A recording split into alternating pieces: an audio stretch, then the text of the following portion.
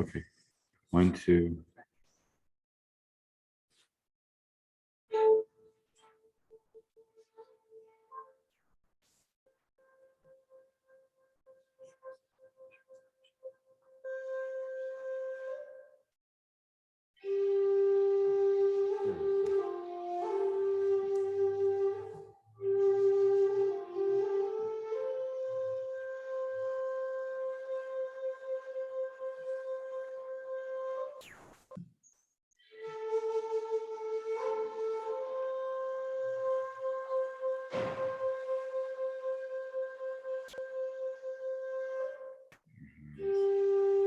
I'm not sure.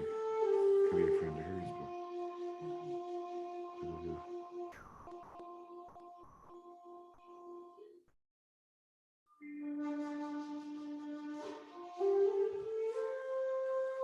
Maybe we're gonna remember just in case. I think we have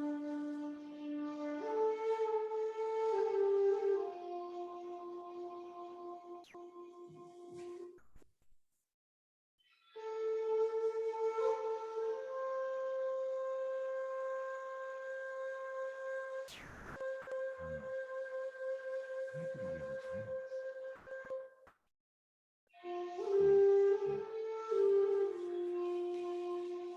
We'll keep an eye.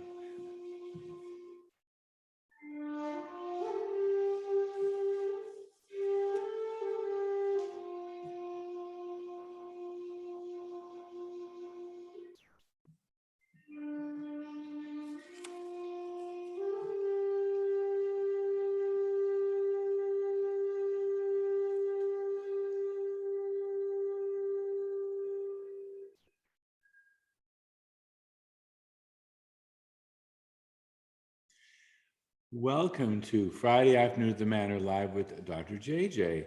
And we have a great treat here today. As we already heard, the shakuhachi being played. We'll hear more from our wonderful musician, Debbie Danbrook. But over to Susan Johnson, who will introduce our lovely afternoon speaker.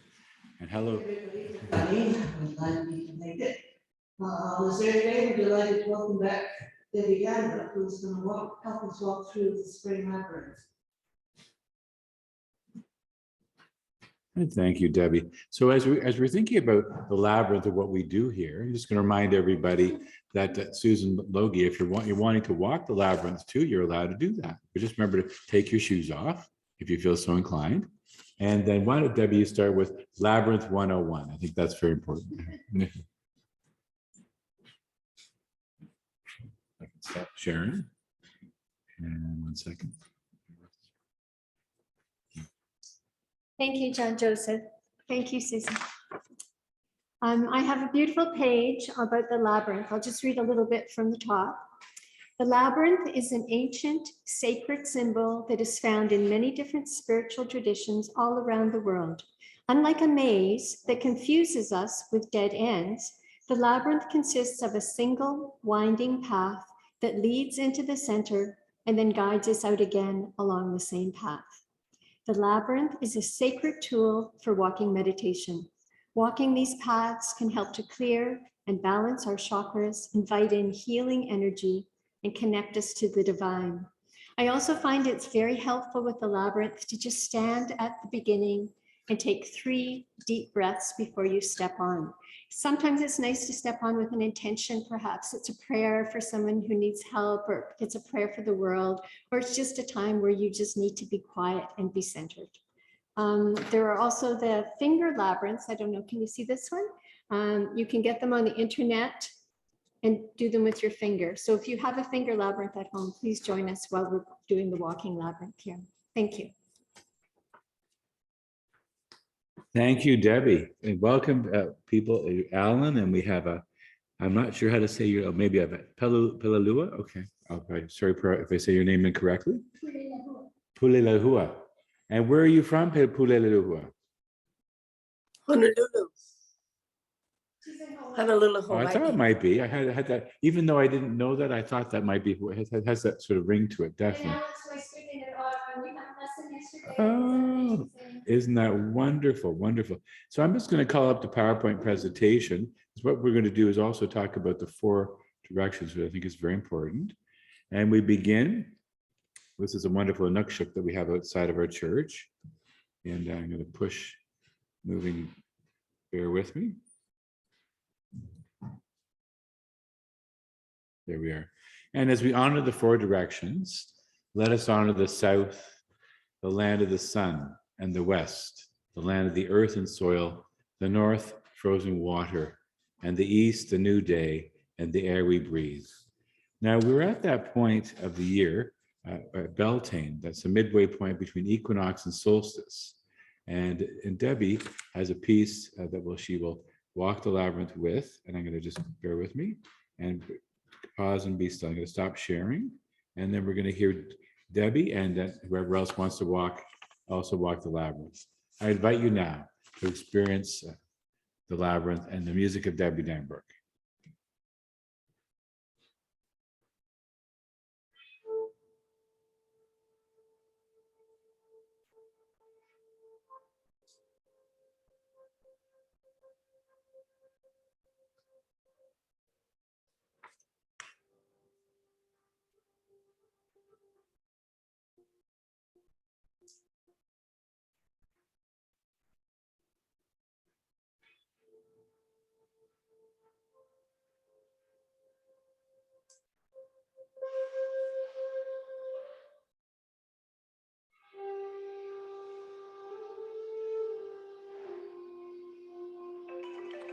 Childhood 2006.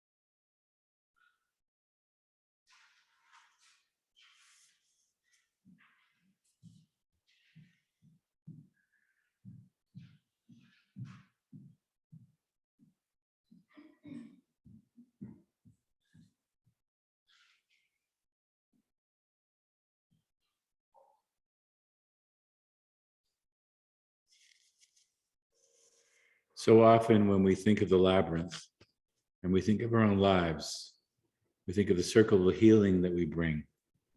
And now we're inviting people to bring their heavy thoughts. And those who are online and also in person, think of your heavy thoughts that you have been experiencing in the last year, and think of them as a firm stone in your palm of your hand, or the rough rock or the firm pavement that we walk on.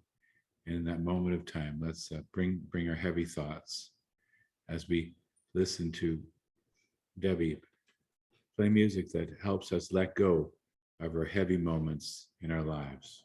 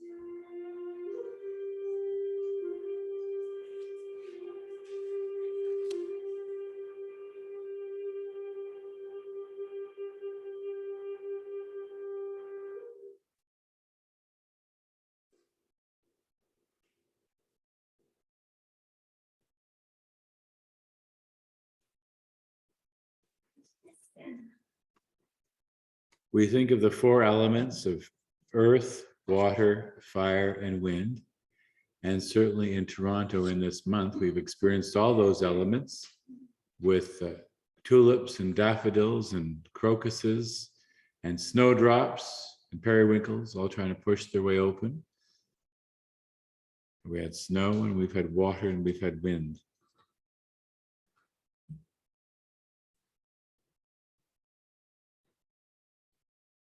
We think of stones, we think of the heart that comes when we heal. And we think of water and the bright, mighty waterfalls that we think of night sky and the moon shining in the deep places. And we think of sand, where growth begins. And we think of water's edge, where water meets land. And we come to the moment of nurturing thoughts. The daffodils are actually blooming right outside as we speak. And we think of people clasping hands. We think of fires when the chilly night. And let us turn to nurturing thoughts that we hope to plant today. And as I was walking the labyrinth right now, a thought came to mind how the labyrinth is planted inside us like a seed. And why that image came to mind, because when you plant a seed, it takes root. And when the labyrinth takes root, you can't put it aside. It calls you and those who connect with it again and again and again. It's like the labyrinth we have today, the labyrinth outside the Eaton Center, the labyrinth that we've all walked, the labyrinth that many years ago, I remember Debbie Danbrook brought to a faraway church and had a wonderful healing concert. But let us visualize a glass of water with an empty. And as we, next to the next piece of music, we're invited to water into the bowl and name quietly the nurturing thoughts that we might bring this moment in time. Stop sharing for a second.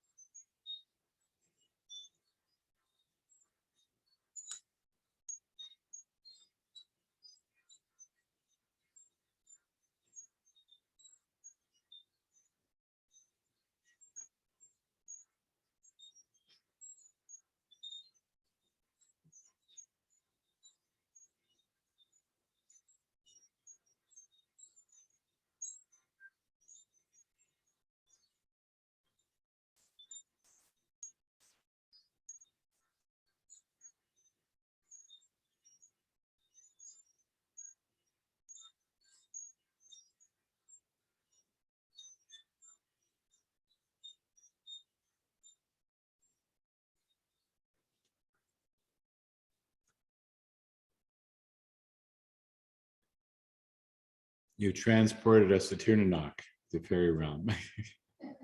Most definitely. And come to the next part. As we think of the through thought for the journey, this is actually an image taken from Newgrange, which is in the center east coast of Ireland, and is probably about 6,000 years old. It aligns solar alignment with December 21st. And there's these solar alignments all over, not only just Ireland, not only Europe, but all over the world in many respects, of how ancient people were very aware of the sun that rose and the sun that set, and the times of the year, the spring, summer, winter, and fall, also the moon, and we look to the moment that comes.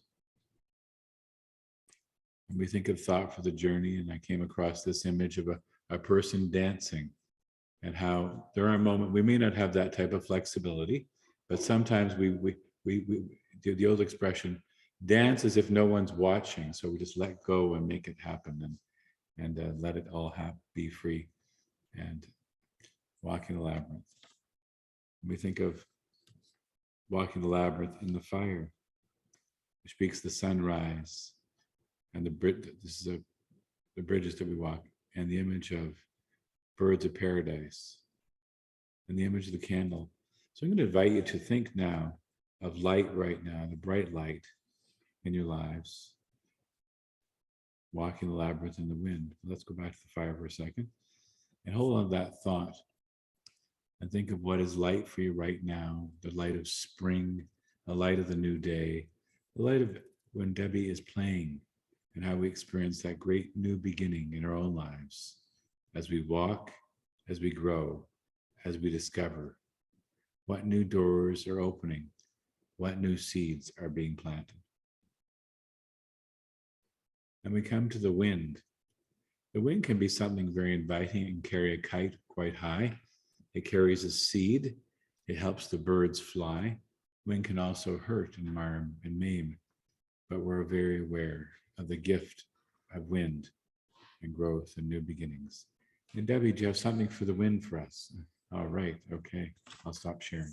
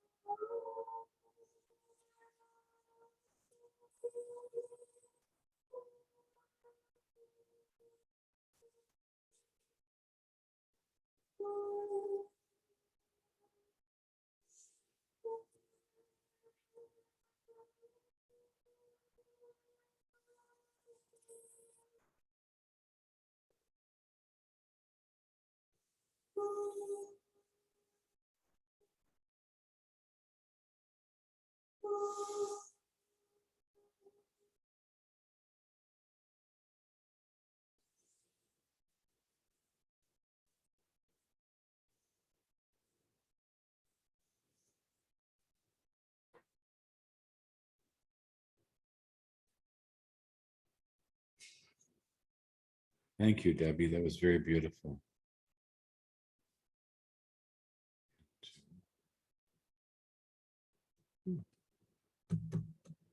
It jumped, of course, because that's what it does.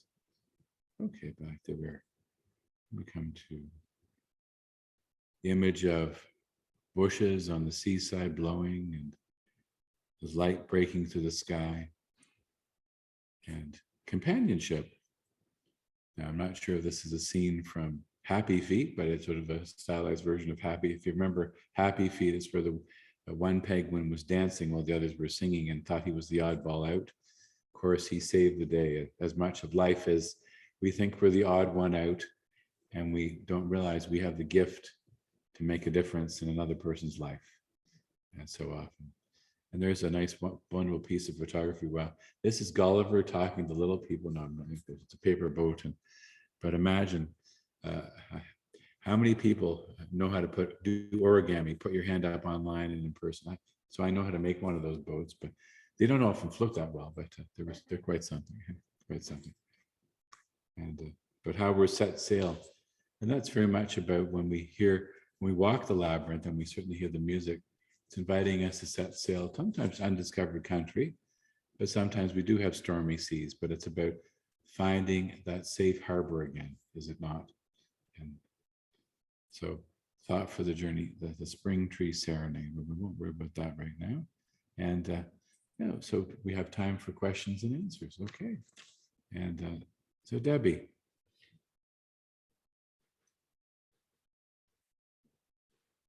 There we go, we'll have you. There you go. Okay. See, isn't it wonderful? We didn't have to move either. That's pure perfect. So does anyone in our studio audience or everyone online have a question for Debbie? Just unmute yourself. Of course I can hear me. Alan must have a question. I'm sure Alan has a question. Right, I'm unmuted. You know what? I have to unmute the whole system. Alan, can you hear me? Yes, I can. Can you hear me? Now we can. Now we can. Great. Of course, I've known Debbie for, well, let's see, I guess about 16 years now, and therefore I guess I don't really have any questions today. Alan, I was going to say it seems much longer. Yeah, maybe it has been longer. I think so. Maybe later. That's true. I met you first when you were playing at for the Japan-Canada Society in Ottawa. I don't remember what year that was. It was in the past.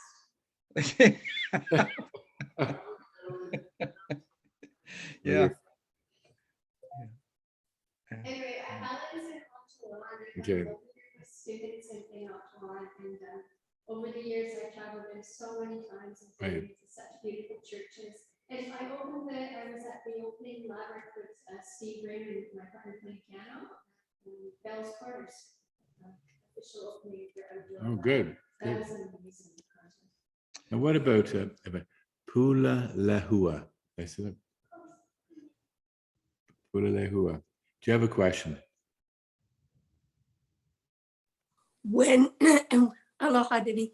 When you're playing music and walking the labyrinth, do you find that it deepens the experience of being in the labyrinth, or does it take you to a outside of the labyrinth place? When I dance in the labyrinth, I find I transcend like beyond where I am into this other place. But when I walk in the, in other words, what is the difference, the experience?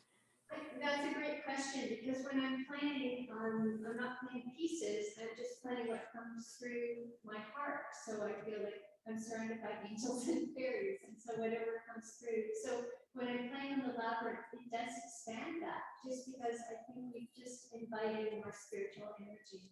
So the difference between playing in a concert setting and playing on the labyrinth, it does deepen it. I love the labyrinth. It's been such a wonderful spiritual companion, a part of my spiritual journey. And every time I'm moving around, that was so fun. Every time I walk the labyrinth, either in silence or when I walk it with a group, or I walk it on my own, or doing it at home, I have many of the finger labyrinths. But my favorite is to play and walk the labyrinth. So thanks for inviting me and Joseph. It's always such a pleasure to join. Thank you. Wonderful.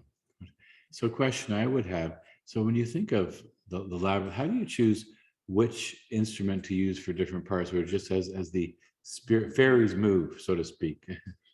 Yeah. Well, you were very helpful today. You made it very clear. So, Okay. for example, when we were thinking of, darker, heavier thoughts, I thought the Native American food brings us grounding. It's so from the trees, and it just feels so earthy. So I thought that would help us with that. And then, of course, when you said wind, this Yeah. comes and it's very time. So you made me very clear indication. But if not, then I just whatever feels right at that moment. That's the one that Okay. I just pick up and it just starts playing. Okay, well, that's always quite. Now, Susan, do you have any questions? Okay, do you want to just pass the microphone over to Susan? I was just going to suggest that not everyone's familiar with the instruments that you're using. You name them, but perhaps give a little background on them. Oh, good, a good plan. Okay, so now we're good. We need to hear shakuhachi and wind chimes. So, my instrument that I lived in Japan for 3 years and studied shakuhachi. It's a Japanese bamboo flute traditionally played only by monks as a type of zen. It's an ancient flute, and then little by little it became it played in a secular setting with 2 other Japanese instruments. But until I arrived in Japan and searched and searched for a teacher, women didn't play because it's too difficult. So I'm the first woman to master shakuhachi. The thing I was just so drawn to this flute. I heard it once in a concert in Vancouver, and within a week I just jumped on a plane and went to Japan. I knew it was my flute. But it has, I just feel that my spiritual journey has been so guided by this flute. And it has helped me so much for physical healing, emotional healing, and then also I play at amazing things around the world. So wherever the flute wants to go, I follow it. So that's my main instrument, and that's the instrument I've been teaching. I taught a group tea, and I teach privately. And then my favorite ones, they come from France, and they have fairies. All right. And then the other fairy stick that I was playing, that long one, I had made for me because it's like a rain stick. Rain sticks can be shorter, and they're a little bit more coarser. They have heavier things inside. But whatever's inside that piece of bamboo, the maker never told me, but it sounds so ethereal, and so gentle, and it is wind and water. It just feels so nice. So thanks for the question about the instruments. Thank you. That's wonderful. So as we think of, when's your next big wonderful something? Well, interesting. I've been doing so much Zoom, of course, and I'm grateful for it over the last couple of years. But I just officiated at a funeral. It was the first live thing I had done, and today, and then I have some other things, little things on Zoom. But I'm playing at a concert at Kingston Road United Church on a day in May. Day in May. Great. It's on my, if you would like information, just get in touch with me, I can send you. Okay. So, yeah, but that's a big church, and we will all be distanced. Right. So there'll be 5 of us playing, so I would Good. like people to come to Kingston Road Good. United Church. Okay. Well, thank you, Debbie. Thank you. Always good to have you here. And well, so we're going to pass the mic over to Susan Johnson, who will bring us up to date about what's happening next week. Yeah, it's amazing, and thank you everybody for coming here. I think you can join us next week when we will have cooking with Margarita Pavia. And that sounds fascinating, so looking forward to that. I hope we can all make it. In preparation for Cinco de Mayo, Margarita prepares wonderful Mexican food. She'll be doing this from her own kitchen. So that way, if she forgot certain spices, she won't have to go too far. So do enjoy the day. And spring is happening in Toronto. The daffodils are testimony, as well as the wonderful tulips are trying to make their way. And I've seen the tulip trees, and a lot of the trees are budding quite voraciously. So enjoy, be well. And if you don't have a labyrinth, make one. Or if you don't know where one is, email me and I'll share that news. Be with you. Namaste. Have a good day. Bye-bye. Thank you. Okay, there we go. Okay.